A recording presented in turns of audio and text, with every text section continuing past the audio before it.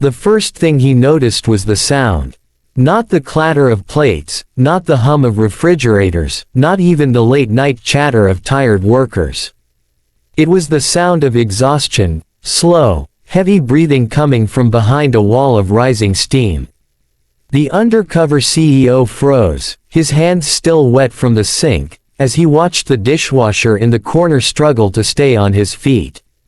Midnight had long passed. Everyone else had gone home. But the man was still there, still washing, still working, unpaid.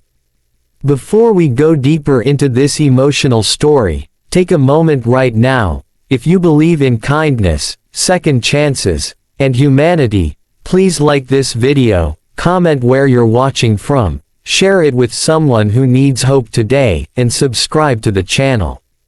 Your support keeps these powerful stories alive. The CEO had disguised himself weeks earlier, determined to understand the truth behind falling profits and rising employee complaints in his restaurant chain.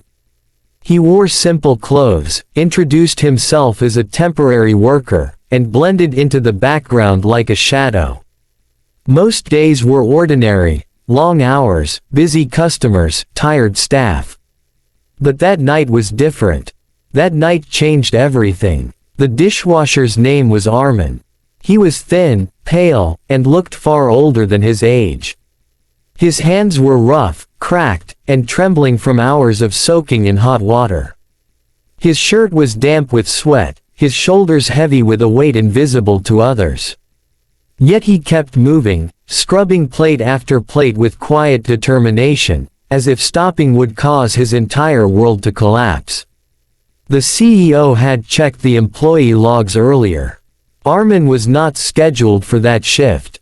In fact, he wasn't scheduled for any shift. Yet he had been seen working late every night for weeks. No payment records. No overtime. No complaints filed. Nothing. Something was wrong. The CEO began watching more closely over the next few days. Armin arrived before sunrise and left long after midnight. He ate little. He spoke less. While others rested, he worked. When others laughed, he stayed silent. And when others were paid, he quietly disappeared into the darkness. One evening, the CEO followed him. Armin walked slowly through narrow streets, past bright markets and busy crowds, until the city lights faded into dim silence.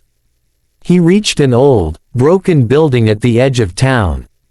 Paint peeling, windows cracked, roofs sagging, a place forgotten by the world.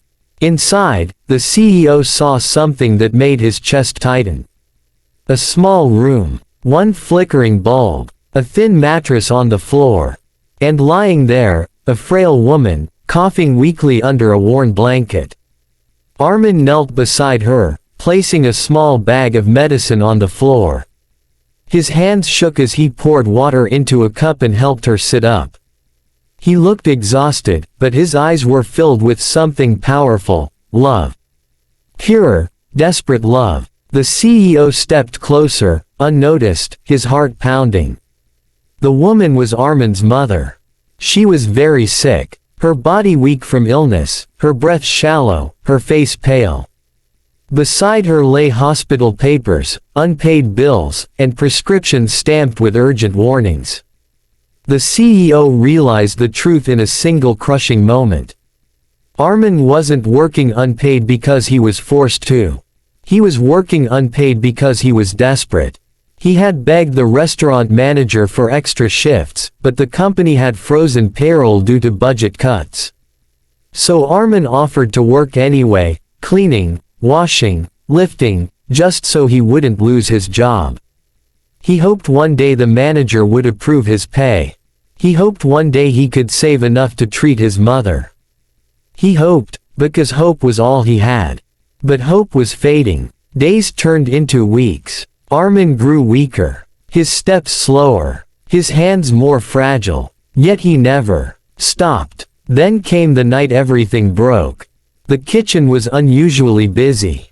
Orders piled up. Workers rushed. Steam filled the air. Armin stood at the sink, scrubbing faster, harder, pushing his tired body beyond its limit.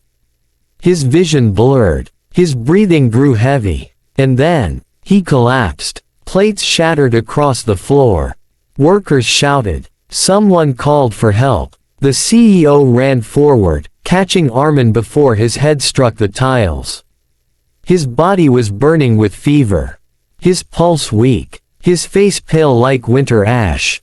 In that moment, the CEO felt something he hadn't felt in years: guilt. Guilt for the policies he had approved. Guilt for the suffering he never saw.